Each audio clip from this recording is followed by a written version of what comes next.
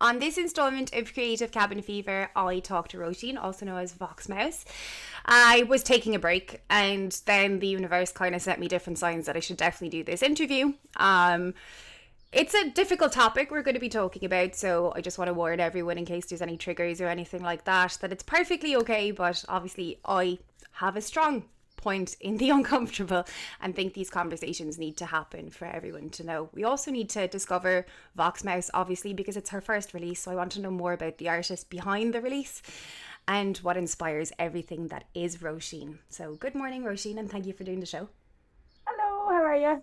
Good. Happy to be here. Yeah, Thanks for it's, having me. you're very welcome. It's nice to have like conversations in the morning as well, I think, because we're in a different headspace. And yeah, I'm just really happy to have heard your song and for you to have reached out to me about this. So we are here now. Let's start at the very, very start. How did you find your craft? How did you start singing, making music, or So I listen, I'm kind of part of a musical family anyway. My mom would always have, like made me like do piano and things like that, and like my brother and sister as well. And I always like loved singing, like absolutely wanted to be Britney Spears when I was small. And but like never actually like kind of wrote songs or anything like that. And it was only I went to college to do music as a course, but like thought I was like, oh yeah, no, I'll do music just so I can enjoy what I do, and then I'll do like a H dip in teaching or something like after, because I was like, I could see myself as a teacher, that's fine. And then like I was like, I'll get teaching experience while in college, and then I realized I was like, oh, teaching may not be for me. um, so it was good I didn't do teaching straight away, but no, I had a friend in college, Kelly Lewis, and she was writing songs, and I was like, I've never tried writing songs, so I kind of like started writing because I was like, well, she's writing really good songs, and I've never tried this. Like, I want to try too. So that's why I started trying to actually write, and then I was gigging and things like that. So I was gigging a bit on my own, bit with like a jazz band, and once with an original band that kind of just went there.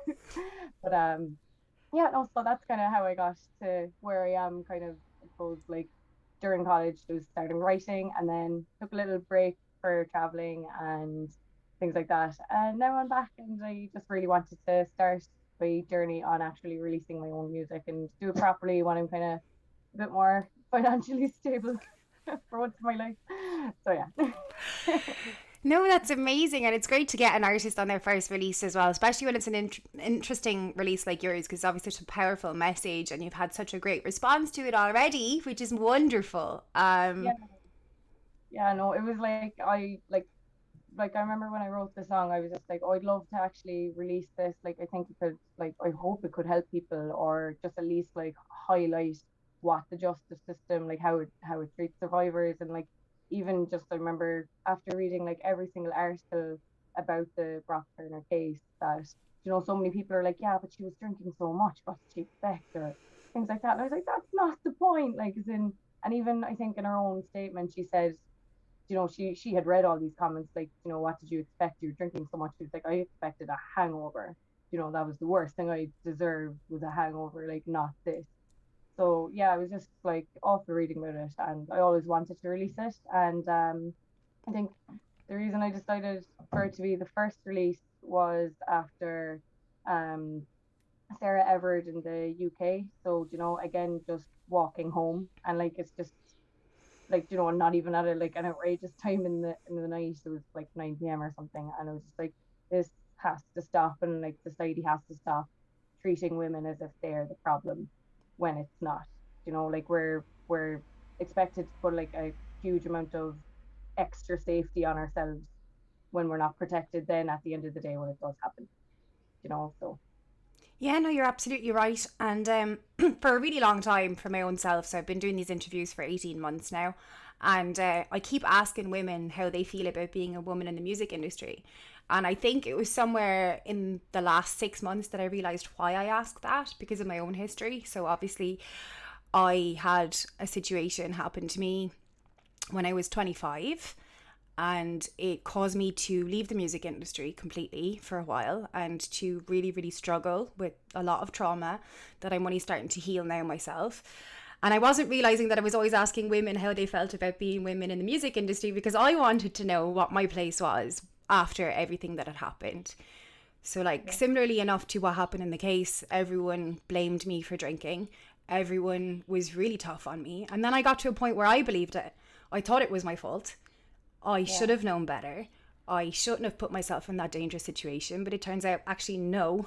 If you can leave a dinner plate out for a pit bull and he won't touch it, there's no reason why another human being should see this opportunity as a reason to steal someone's soul. Like, because that's effectively what happens. Like, Yeah, like it must, like I just honestly can't imagine what you've gone through over the last couple of years with this, and I'm so sorry. Like, then it's just absolutely atrocious that, like, you know, that it's just so common, and like, you know, like I've friends that like it has happened to, and it's insane. And like there's like, you know, when I was writing the song and just working on the release and stuff, like, you know, the more stats you read, the more you're like, Jesus, like, as in most like sexual assaults and rapes don't actually happen by, you know, when you're walking home and it's a mysterious monster comes out of the dark. It's someone that is known to you, you know. And it's just like, that shouldn't be the case, like, you know, as in, like, it's just so wrong and it's so scary. And you know, we just, I like, you know, I won't say that like women live in constant fear, but there's definitely a constant awareness of like, oh, I have to try and do this. Or like, you know, everyone has the kind of like, oh, I faked a phone call when I was walking past a group of men, or I had my keys in my hand or something, you know, when I felt unsafe. And you know, it's just, it's, yeah, it's like, it's just too common, and it just needs to be kind of drilled in, like, about consent, because it's a crime of like power. It's not sexual like desire, it's about power, you know. And like, you don't do that if you're a normal, well-adjusted person. no, like in my situation, it was one of my bosses. So it was even definitely a power thing. It was a power move to try and like own me. And I was really, really lucky how my other boss took it when I left the company and went on to do my own thing. But I didn't deal with the situation well, and it had like super big ramifications on me as a person because I didn't know how to support what had just happened. I just went, okay, it's a thing that happened. It's completely my fault. I drank too much in the wrong company. Oops. I'm a dope, but that's not what happens. So I think having open conversations like this is so important. And I'm so happy that someone would go and create a song, especially like basing it upon a speech of that impact. Because I'd only heard that speech for the first time, as I was saying to you before the interview, Roisin, a couple of days before you sent me the email. And I was like, okay, no, I need to talk to this girl.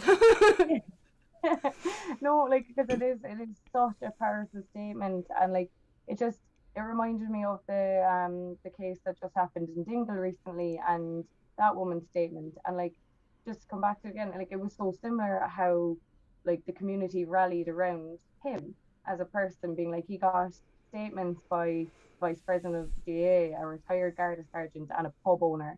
And like, we all know how Irish towns work, like, everyone knows. And she feels like in her statement, she's just like, she's so let down, she's secluded and just completely unsupported. And I was like, but how, like, he was like, he was a horrible, twisted person to do that. And I don't care what anyone says, like, you know, if he was drunk, like, like, there's no such thing as a phrase of like, you know, the quiet drunk Irishman going up the stairs or anything like that. Like, as in, when we're drunk coming home, like, sure, we're falling over the place, like, you know, we're messy, we're loud, you know, and we get given out to the next day by our roommates. I'm like, geez, you make a racket coming in.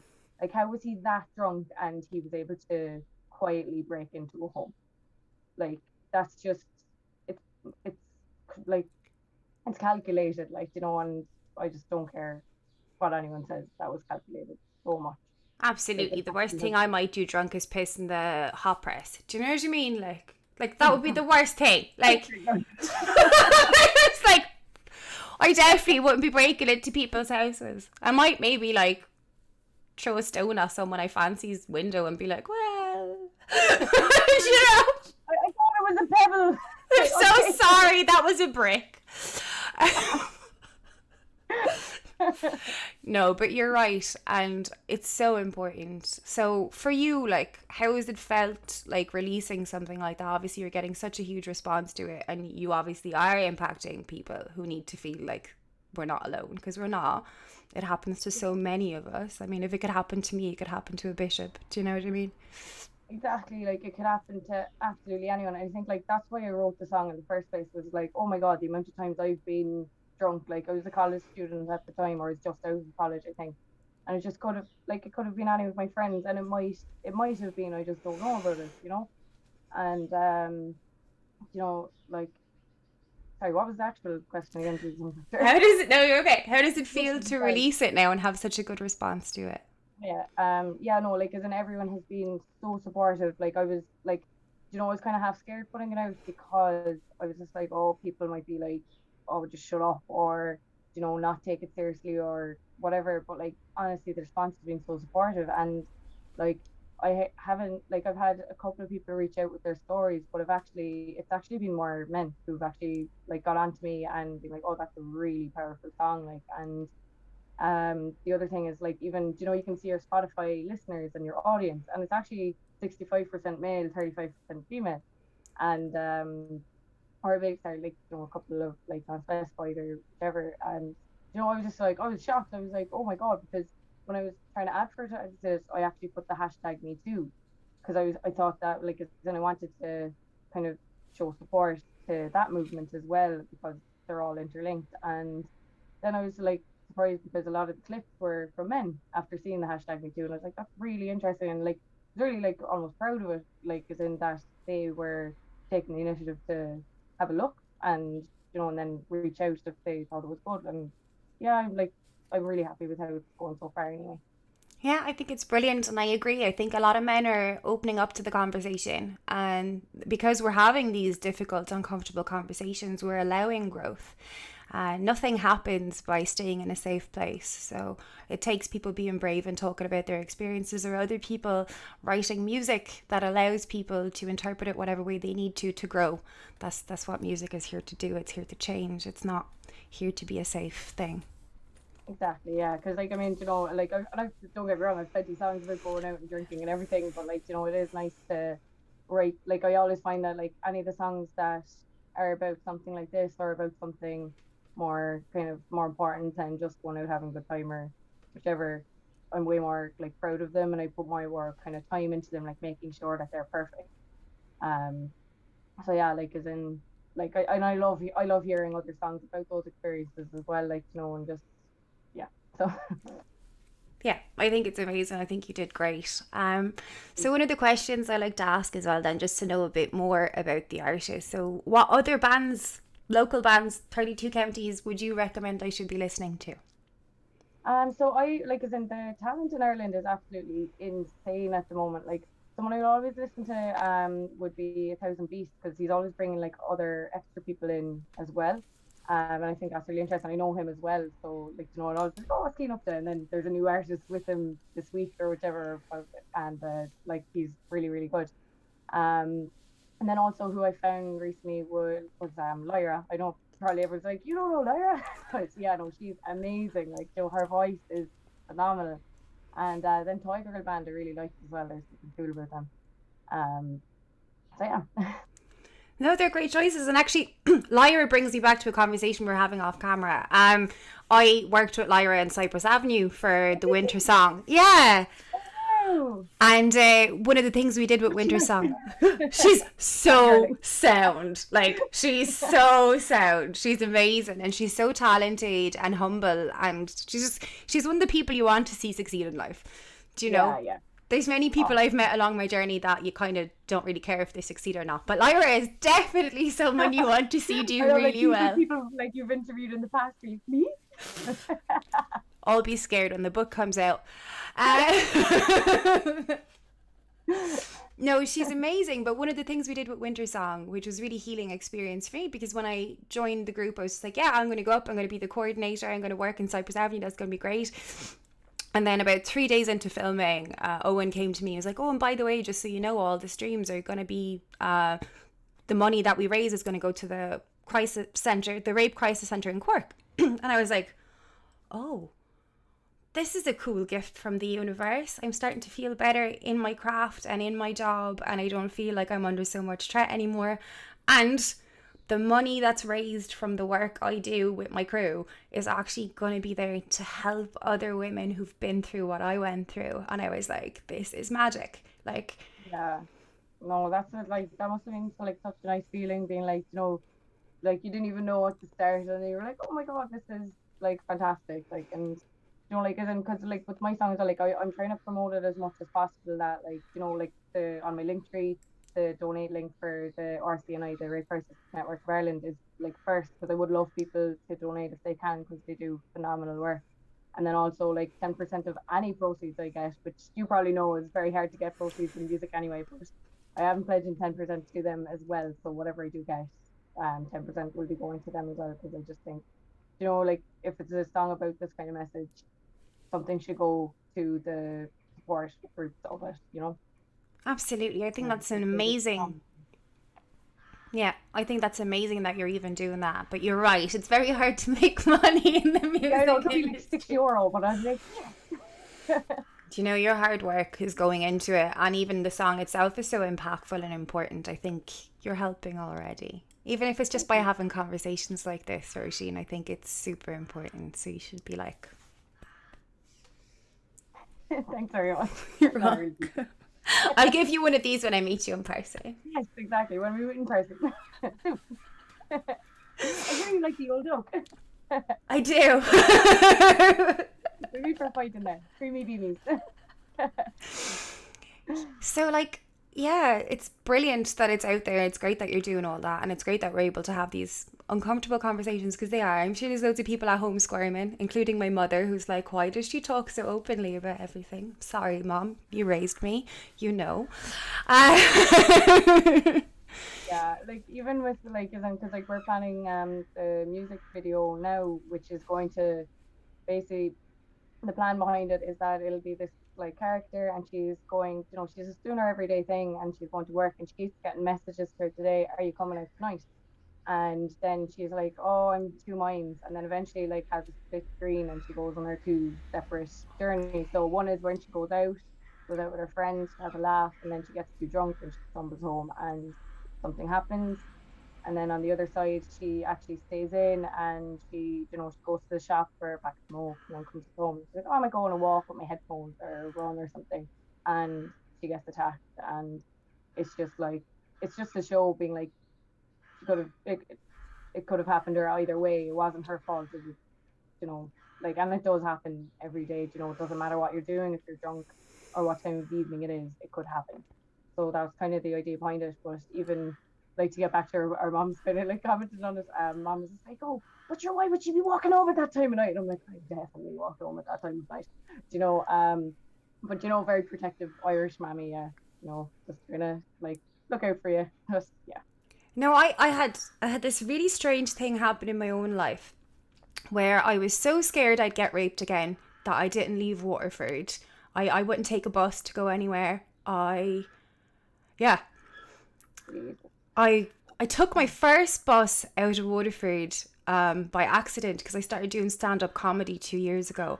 And yeah.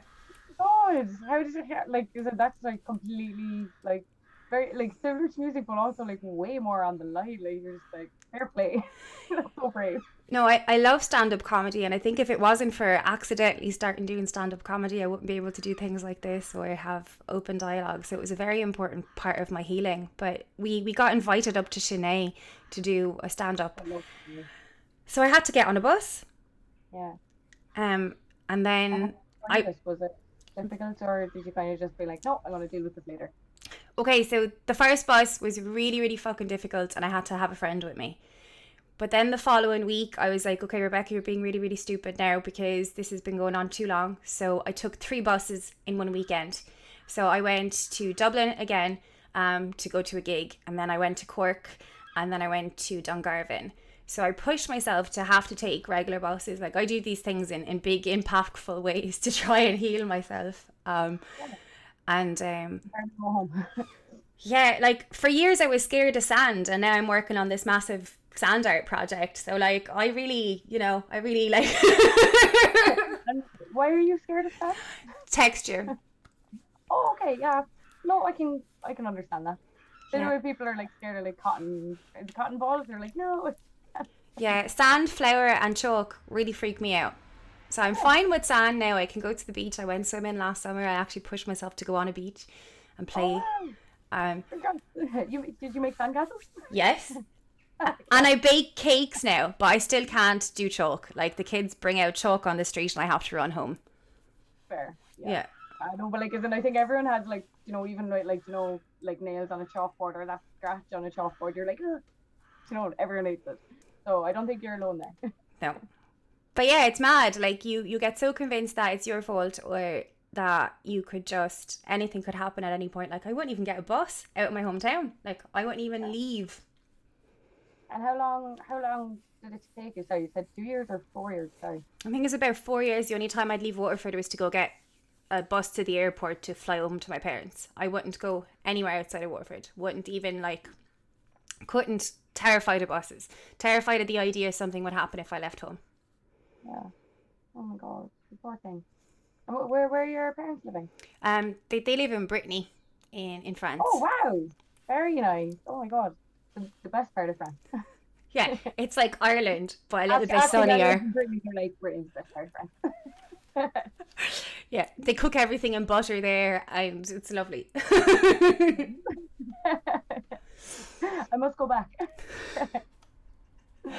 Oh, Yeah, so it's weird that that video would be like that because it's true. It could happen at any point, and women do go around being terrified. Like it's not a made up thing. Like it's actually the truth.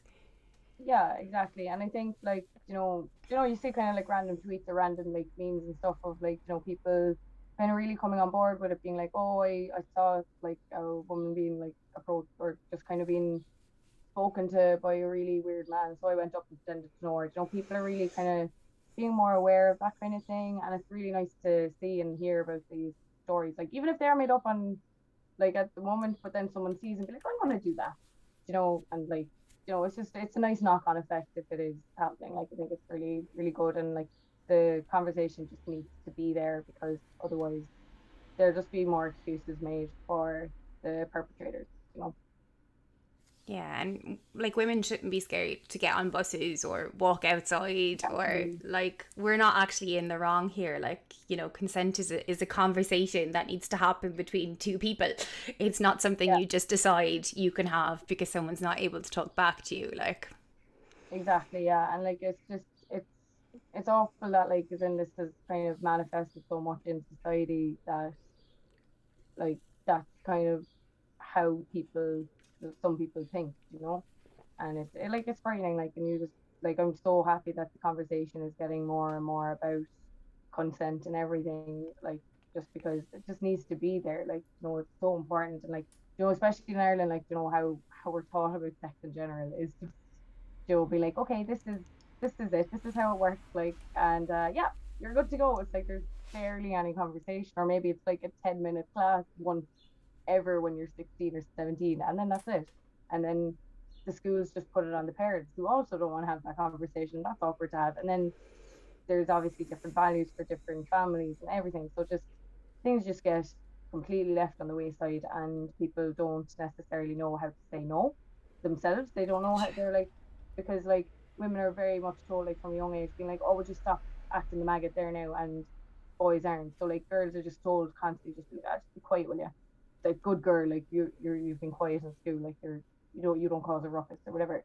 So a lot of women just don't know how to safely say no and navigate out of that situation, and just feel horrible after it happened because they were like, I should have been able to prevent that.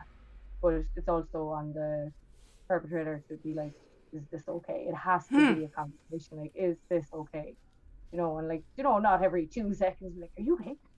Like, but like a flow, like, kind of like a conversation. So yeah, no, absolutely. Like, I mean, consent is very easy to teach children, actually. It starts yeah, very, very young. At 2, if my son didn't want to share something, it was okay because that's his right to say no. Like, that's how you teach consent. You teach it as they grow up with different levels of, is this okay? Do I feel comfortable? You don't want to hug someone. Don't hug someone. I just like Yeah. stuff like that is how you implement that as people grow. Because like children aren't Yeah. children, they're growing people, you know? Exactly. Yeah, I think that's a huge one about the like, whole being touched thing because, like, as in, and you know, you would get the adults being like, "You won't hug me, like, you hug me," and you know, or and like it's like, you don't know, like when especially when they're that young, you don't know what kind of sensory issues they might have. Like, they might be really uncomfortable with anyone else's touch, and then like even with COVID now, like, as in, you see, like kids are very unused to strange faces and they like and people. So you know, as in, it's just so important for them to understand that they can be like, no, I don't want to do that, or like look at mom or dad and be like, here, can you tell them I don't want to do that, and that they'll have the support of the mom and dad. Absolutely. I think that's definitely how we start doing it in little increments of change, do you know? And I, one of the other things like that was brought up to me by several of the venues I work with is like they're going to have to retrain staff because when all this stops and nobody's been around anybody for a very long time, there's a huge chance there's going to be a surge in sexual assaults because people will have completely forgotten what it's like to be around other people. So having uncomfortable conversations like this is even more impactful and important in a moment in time like this one. Yeah, 100%. And like, you know, just kind of like, there's definitely training on staff. Like, I remember when I worked in a bar, like, you could, like, you know, you could see someone like feeding people drink, and like, you know, it's like, it's important to like be able to kind of notice that and potentially stop it or just keep an eye on that person, you know. Um, so yeah, no, staff training would be amazing, and like, you know, just like, but like as in, as you're saying, like, you know, there could be a surge. I also think like because we've all been so like shut off and stuff, like as soon as we're like, you know, someone brushes off, we're like, get off, you know, we'll be like, give me my space, like after COVID, like, you know, just like I've learned I stuff. can live on my own as an independent woman. I don't need no man. Exactly, like, you know, I'm just like, you know, like imagine when we go back to the pubs and someone like spills a pint on you, you're gonna be like, how dare you? Like, it's not even gonna be like, oh yeah, no, that happens. It's gonna be like, I can't believe you invaded the space. We're just not gonna be used to it. Yeah, it's going to go one of two ways, you know. Yeah. But yeah, no, it's great. It's great to have the song out there and it's great to have these conversations. And I'm so grateful you reached out and I'm so happy we did this. Because we're talking about venues. Bonding and everything. Oh, Sorry, what? oh, don't worry. I respond to everybody. It might take me a few days, but I do write back regardless with my opinion and people take it or leave it. Good. No, thank you. So with venues reopening, I always like to ask questions about gigs of memory. Like, so is there any venues that you really, really love going to gigs in, or venues that you really didn't enjoy, or gigs that really stand out to you in your own like life? Because live music is going to come back and I'd like people to have a glimmer of hope and memories of what that was like. Yeah. Probably one of my favorite places is like probably the Olive Plunkett for like live music, like, you know, like live bands and stuff. Like friends of mine doing like Naked Animals, and before that they were Strange Attractor and all that. Like, they're just phenomenal at, you know, getting everyone going and dancing with like such good music. And then for like, you know, those quieter gigs, you know, when you're just like, you're really going to like just have a quiet point and just really admire the like the singer, the act or something. I think Shanae is a great one. And like, you know, when you're just sitting on the steps, like every 2 seconds, someone's like, sorry, turning up the steps. Or, do you mind trying to listen? But yeah, no, I love those kind of like really intimate venues as well. So like, you know, it's always good to like start off with like one of those nights and then like end in the Olive Plunkett dancing like mad to your friends gigging. So yeah, I cannot wait to get back. It'll be amazing. But festivals is what I'm really looking forward to. Like, Body and Soul has left a hole in my heart. And I've been traveling for the last few years, so it's actually been about 4 years since I've actually gone to Body and Soul, and I'm like, that again. Find it back. Yeah. So you went traveling. Where did you go? So first I went to New Zealand for first year, then came back for 3 months, and then went back for another like 6 months. And then I was just like, I was so ready, I was so happy to be home after I came back from New Zealand. I was like, you know what, traveling was amazing, but I love Ireland so much. And I was so ready to settle and stuff, but then I got a job opportunity in the States with Tullamore Dew Irish Whiskey. And I was like, this sounds like a class job. And it was in events, it was in marketing and sales, and it was with an alcohol brand. And I was just like, and I had friends who'd done it in the past, and like they just looked like they had the most amazing time. They had lovely, like amazing connections. I got to go to the US, you know, so I was like, can't pass this stuff. This is amazing. So then I went to the States for 18 months and I came back in August last year. Amazing. Yeah, it was good. It's a good time. But yeah, no, now I'm very, very happy to be home and I don't think I'll be leaving anytime soon. My mom is delighted. Oh. Yeah, I think Lovely. travel is really important. I think people should, when things are possible, people Yeah, should definitely leave the hometown regularly enough, yeah, and because you learn so much about different cultures and different people, and you've such an eye-opening experience. It's yeah, yeah. No, definitely. Have you ever been traveling yourself, like besides like with work? Have you ever lived abroad for any period of time? I lived between France and Switzerland for 12 years. Oh my God, that's amazing. Which you prefer, like Switzerland or France? Well, Switzerland's probably my favorite country in the whole entire world after Really? Japan. Yeah, it's amazing. Hmm, Yeah, interesting. yeah. No, my parents, my whole entire family worked for different branches of the UN, so we would have travelled quite a bit when I was younger. Oh my God, that's amazing. You're so lucky. That's class. Oh my God, you must have been everywhere. A good few places, yeah. I'm very, very blessed. Yeah, it was really, really cool. Like when I was 23 or 24, I got to go to Japan on a US Navy pass. Because, What? yeah, so I got to travel Japan with the US Navy. It's really cool. That is amazing. I felt like they were all just like, yeah, let's protect your little Irish lady. Look at her. She looks like a manga character. Oh my God, Japan would be amazing. Like, as in, there's just they have everything. Like, they have cities, they have the scenery. Like, they just have absolutely everything. Like, I'd love to go. Yeah. I never made it over, but someday. You definitely have to go to Japan when it's possible. It's really surreal. I've like outside of Japan, I've never left Europe. Otherwise, I've been all over Europe, but I've never left. I have a few reasons I want to probably hit America eventually, but for now, we're here. Exactly, yeah, absolutely. COVID mainly, but Yeah. where would you go in America? I have a few friends in LA. I think I'd like to visit them. Lovely. Oh, that'd be fab. I never made it over to LA actually. I was like, so I was in Ohio, which is kind of like mid east. Well, they call or sorry, Midwest. Sorry, they call it the Midwest, but like if you look at Ohio on a map, it is 100% very just west. It's not middle at all. I don't understand where the Midwest came from, but I never got over to like the whole like West Coast. I was like, I wanted to do like Oregon and Cali and everything, like go down that whole like route and everything, but COVID, so I never got to make it. But Yeah, I I'd really love to want go to to go. Seattle as well, obviously, because I'm a Yeah. massive grunge fan. So like, I'd Oh be yeah. there. And Jurassic Park is filmed in parts of Oregon, so There we go. you got both best of both worlds. You got your grunge, you got your dinosaurs. You know. You know, dinosaur grunge or dinosaur pile up is like post. It doesn't matter. I see the connection. That's all that matters now. Dinosaurs. Amazing. So that's pretty much everything I had to cover in this interview. Obviously, well done on your first release. Is there anything you want to share about future releases that you might know already, or anything that you want to talk about before I stop recording?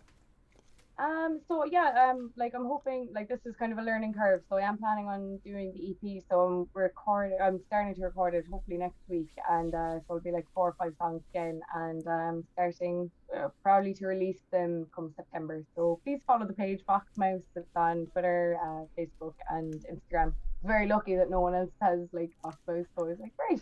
Don't even have to do. I am VOXmouse. It's just VOXmouse. So yeah, no, please give it a follow and thanks so much for having me on. I really appreciate it. It was so lovely chatting to you. You too. It's been a really, really nice interview. And obviously, I look really forward to watching the music video because it sounds so interesting. And Thank you. everyone I'll send should it be on following your to journey. and I'll follow yours. Thanks.